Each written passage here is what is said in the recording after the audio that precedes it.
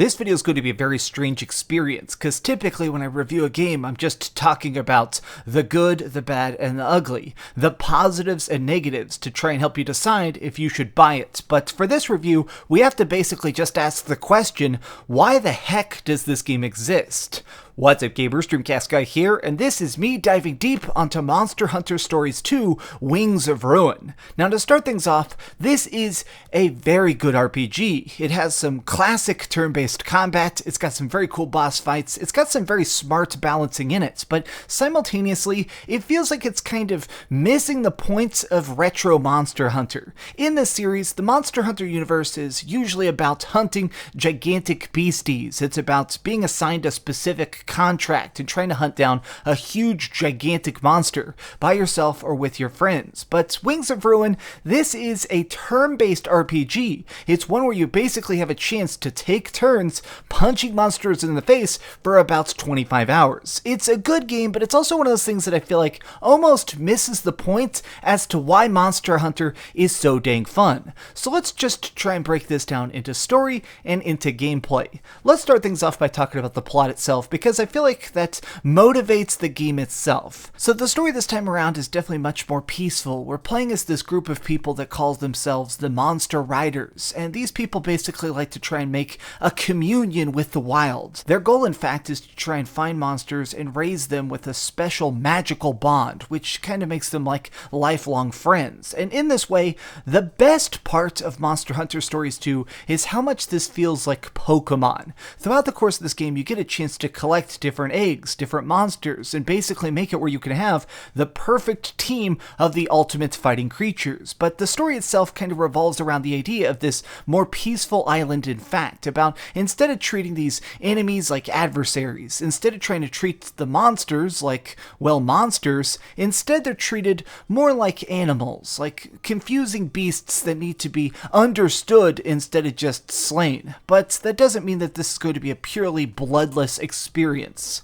The major motivation of our path of carnage that we end up having to, of course, cut through the wilds is the fact that in the Wings of Ruin there's this prophecy that there is a gigantic dragon out in the forests, and when he takes flight, the flaps of his wings are going to cause the entire world to be thrown into great danger. So throughout the course of this game, you're kind of investigating this prophecy, figuring out the mystery at the center of it. Is it true? What's causing it? Is this some sort of tainted magic that's causing these terrible events to take place? And really, this is just an excuse to keep going from region to region, hunting down different monsters and looking at some very, very cool environments. Now let me just say this, I really enjoyed this game a lot, but I feel like I'm the exact target demographic. I love RPGs. Specifically, I love turn-based RPGs. I've grown up playing Final Fantasy and Persona and stuff like that, so seeing a game like this that takes the idea of turn-based combat and really cranks it up to 11, that is fantastic. I also happen to love Monster Hunter a lot. In fact, Monster Hunter Rise is one of my very favorite games of the entire year. So the fact that this game tries to combine that, I don't hate that. It just feels like it misses the ideas of what makes Monster Hunter special in the first place. As you explore these different maps, which can be very, very gigantic, you'll occasionally just encounter these randomized fights. There will be monsters on the map that when you bump into begins one of these dramatic turn-based fights. Now the way it basically works is that you can carry a couple different weapons at once, and every enemy has weaknesses to particular things, like a hammer to smash off heavy armor, or perhaps a flying enemy that needs to be shot down with your heavy arrows and stuff. So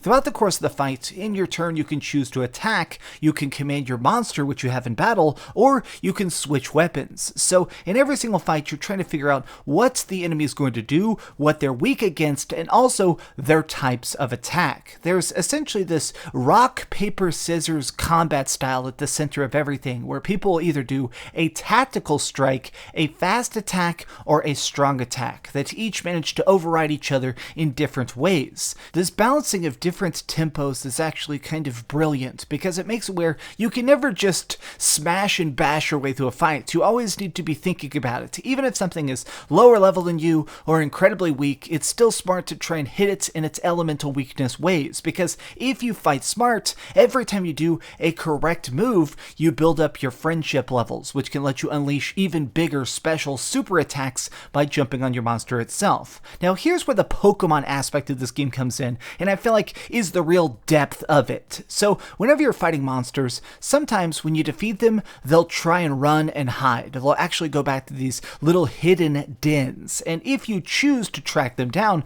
you can hunt them inside these caves and track down rare eggs, which can be used to raise basically a battle version of the beastie you just beat, which basically makes it where you can choose to find and build the best team possible, getting a fire elemental or a dragon or this big floaty weird puff guy.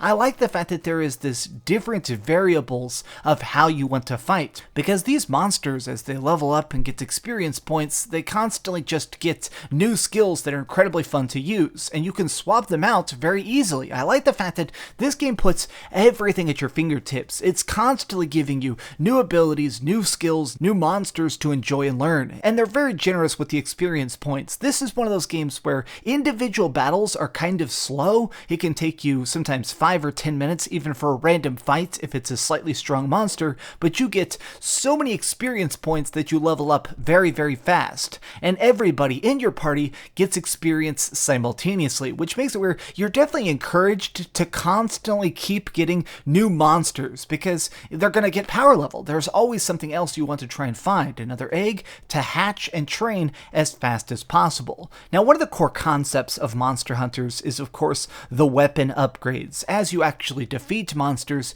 you shatter them into tiny bits. In this world, the strongest elements are a lot of times the bones and teeth and claws of these big giant monsters, right? Well, they've definitely brought this idea back, but it feels a little bit different, and I don't know if I like it more, but it feels a little bit too simple at times. Essentially, the way it works is that during the course of these fights, you're smashing these guys to bits. If you manage to keep hitting their specific weakness, they're gonna fall down, and while they're falling down, you can do extra damage with critical strikes, but you can also smash them to bits even faster, getting extra additional items to use to craft and upgrade and tinker with your gear itself. But it feels like it's just really, really easy. It felt like every single time I did a mission, I was instantly upgrading my gear, upgrading my armor, and sometimes even maxing out my assets really, really fast. It made it where sometimes even side quests and stuff felt less important because I was practically getting power leveled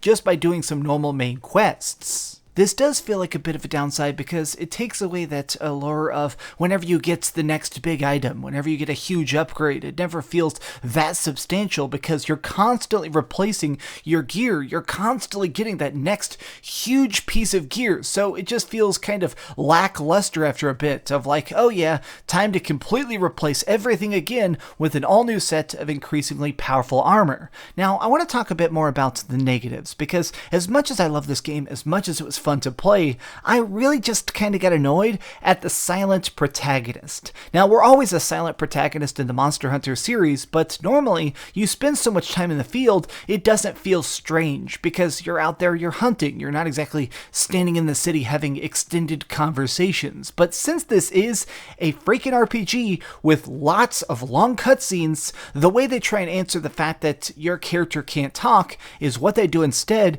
is there's this little talking cat that follows you around throughout the entire story and speaks on your behalf. And it feels really freaking disjointed at times because this little talking cat constantly wants to make jokes about donuts and, oh man, we gotta go on another random adventure. Sometimes I wished my character would just smack him in the back of the head and say, shut up. Because honestly, it just feels so weird to have so many just goofy jokes and weirdness in this gigantic adventure. Sometimes I just want to have a nice, serious moment, but there's pretty much none of those at all in Wings of Ruin, even when we're talking about the freaking apocalypse. And additionally, the only other real gripe I have is that at times, the art style could become a bit grating. Like, the visuals in general are kind of cool, seeing this gorgeous sunset, seeing these little cities and stuff. There's definitely a very centered idea and tone that they're trying to to achieve with Monster Hunter Stories 2 that mostly works, but sometimes these cel-shaded looks of some of these monsters, and specifically some characters' faces,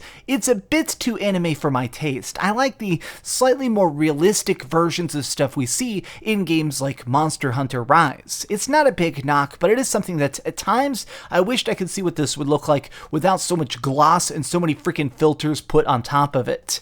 Overall, I could easily say that I had a very good time with Monster Hunter Stories 2. I mean, Wings of Ruin is definitely a project that I appreciate, but it's certainly more for people that already love Pokemon and already love Monster Hunter, and I feel like new fans are going to have no idea what the heck is going on. Okay, so we've heard some good and some bad, but let's go over the ratings board and put a big number on it. I am giving Monster Hunter Stories 2 Wings of Ruin an 8 out of 10. Thanks so much for watching, gamers. I know that this video is probably going to be a bit more of a niche RPG, so it's not for everybody, so I do seriously appreciate you giving this video a click, and of course, leaving a like. It seriously helps the video out. I love you guys a bunch, and I hope you have a fantastic weekend filled with lots of Monsties and kills. If you enjoyed this video, please be sure to subscribe if you haven't already, and do me the biggest favor of all, and keep dreaming. Oh my gosh, this is a good game. It's a good game. Not quite what I was expecting, but it's a good game. Thanks so much for watching that video. If you want to see something else, you can always click this link to see what I put up last, or, subscribe and see what's coming up next. Also, I promise that whatever I do, it'll try not to suck.